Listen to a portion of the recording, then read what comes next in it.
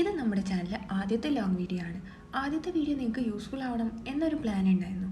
ഞാൻ first journal ചെയ്യുമ്പോൾ correct പറഞ്ഞ 1 ഇയർ മുമ്പ് ജേർണൽ എന്താണെന്ന് മനസ്സിലാക്കാൻ ഒരുപാട് വീഡിയോസ് കാണേണ്ടി വന്നിരുന്നു.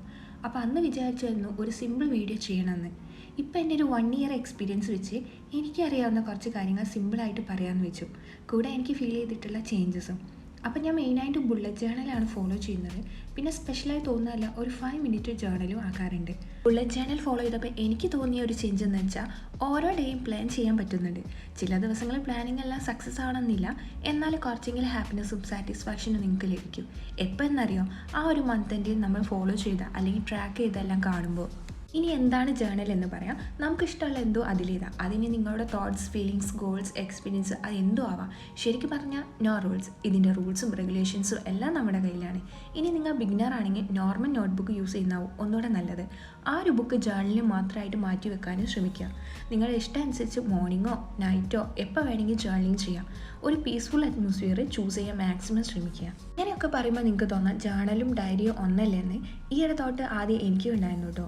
ജേർണലിങ് ഒരു സെൽഫ് സ്റ്റഡിയാണ് നടക്കുന്നത്. അതുകൊണ്ട് അവിടെ ഒരു പേഴ്സണൽ ഡെവലപ്മെൻറ്റ് കൂടെ ഉണ്ടാകുന്നുണ്ട്. എന്നാൽ diary personal record of life മാത്രമായിട്ടാണ് മാറുന്നത്. ഇനി ബെനിഫിറ്റ്സ് എന്തൊക്കെയാണെന്ന് നോക്കാം. മെൻ്റൽ ഹെൽത്ത് ഇമ്പ്രൂവ് ആവാൻ ഒരുപാട് സഹായിക്കുന്നുണ്ട്. ഓവർ തിങ്കിങ് റെഡ്യൂസ് ചെയ്യുന്നുണ്ട്. ഒരു ഇന്നർ ഹാപ്പിനെസ് പ്രൊഡ്യൂസ് ചെയ്യുന്നുണ്ട്. ടൈം മാനേജ്മെൻറ്റ് ഒരുപാട് ഹെൽപ്പ് ചെയ്യുന്നുണ്ട്. കൂടുതൽ പ്രൊഡക്റ്റീവ് ആവാൻ ഹെൽപ്പ് ചെയ്യുന്നുണ്ട്. ഇന്ന് ഫ്ലോപ്പ് ആയതെല്ലാം നാളെ റെഡിയാക്കുക എന്നൊരു പ്രതീക്ഷ നൽകുന്നുണ്ട് കേട്ടോ. എനിക്കത് ഫീൽ ചെയ്തതാണ്. എല്ലാവർക്കും അങ്ങനെ തോന്നുമോ എനിക്കറിയില്ല. ഇനി എൻ്റെ ബുള്ളറ്റ് ജേർണലിലേക്ക് വരാം. ഫസ്റ്റ് പേജിൽ 2025 എന്നാണ് കൊടുത്തിട്ടുള്ളത്. സെക്കൻഡ് പേജിൽ ജാനുവരി കാലണ്ടറാണ്. അതിൽ ജാനുവരി എന്ന് കൊടുക്കാൻ വിട്ടുപോയിട്ടുണ്ട്.